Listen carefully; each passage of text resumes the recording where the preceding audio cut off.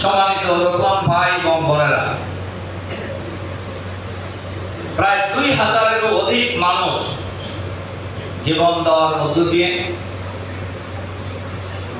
প্রায় 38-35 হাজার মানুষ রক্ত দেওয়ার মধ্য দিয়ে, লক্ষ লক্ষ মানুষ জুলুম, নির্যাতন এবং কারাবন্দী জীবনযাপন করার মধ্য দিয়ে আমরা বাংলাদেশকে ফ্যাসিবাদ মুক্ত বাংলাদেশ পেয়েছি।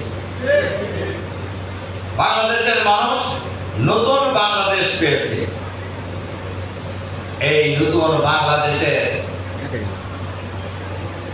যে সরকার এখন আছে, এই সরকার হলো কোন দলীয় সরকার নয়। কোন দল এই সরকারকে ক্ষমতায় বসায়নি। এটা হলো জনগণের সরকার। এই সরকার জনগণের কাজ করবে, এটাই হলো জনগণের প্রত্যাশা। এই সরকারের প্রধান উপদেষ্টা শুরুতেই বলেছেন মৌলিক সংস্কার করতে হবে, এরপরে নির্বাচন হবে।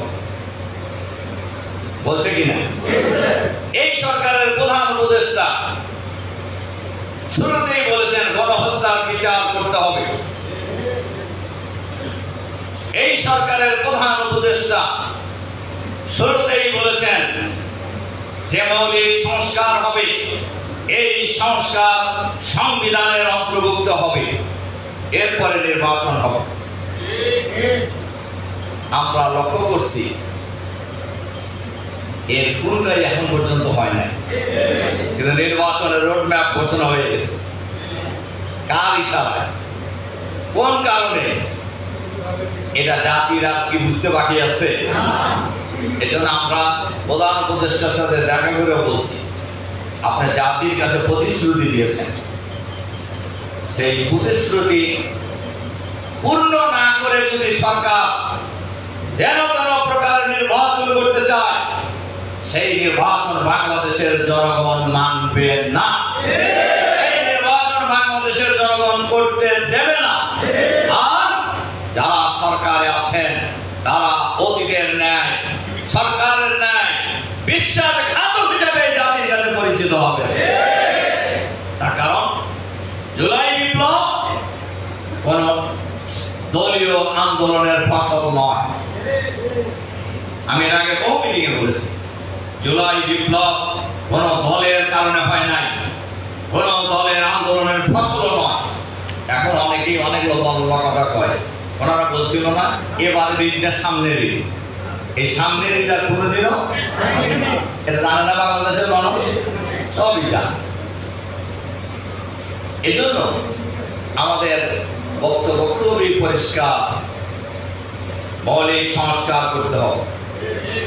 অনেকে আমাদের এই কথা শুনে ভাবে যে মনে হয় আমরা মনে হয় নির্বাচন বিচারের কথা বলতেছি।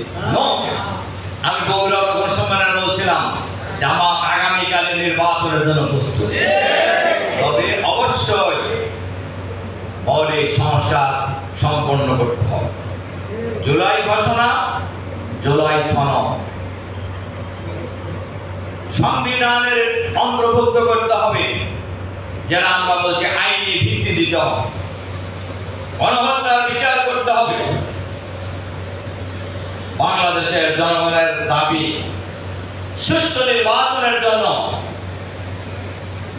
ভোট ডাকাতি নির্বাচন বন্ধ করার লক্ষ্যে ফেয়ার পদ্ধতি চালু করতে হবে।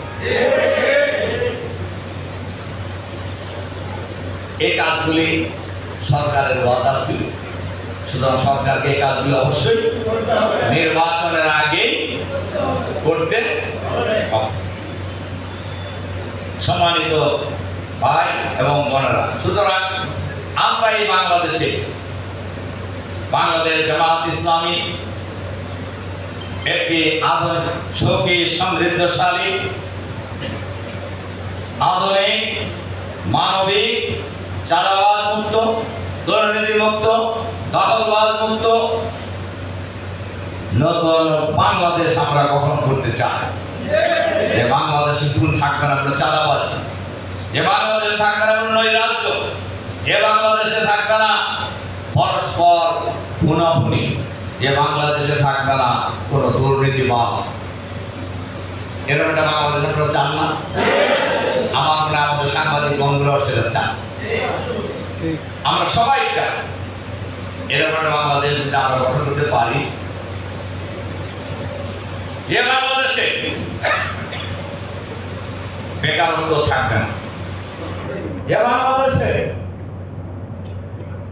মহিলারা সর্বোচ্চ স্বাধীনতা এবং মর্যাদা নিয়ে সমাজে থাকবে, যে বাংলাদেশে অমুসলিমরা সবচাইতে নিরাপদ থাকবে, যে বাংলাদেশে 18 কোটি মানুষ সবচেয়ে নিরাপদ থাকবে। আমরা এমন একটা বাংলাদেশ গড়ে তুলতে চাই যে বাংলাদেশ হবে স্বাধীন, সার্বভৌম, মুক্ত বাংলাদেশ, যে বাংলাদেশের সীমানা নিয়ে কেউ নাক গলাতে পারবে না, যে বাংলাদেশের রাজনীতি নিয়ে কেউ ষড়যন্ত্র করার সুযোগ পাবে না, এরকম একটা বাংলাদেশ আমরা গঠন করতে চাই। এরকম বাংলাদেশ আমরা চান না? আমরা চাই এরকম একটা বাংলাদেশ। আমরা সেই বাংলাদেশ আগামী দিনে গঠন করবো ইনশাআল্লাহ।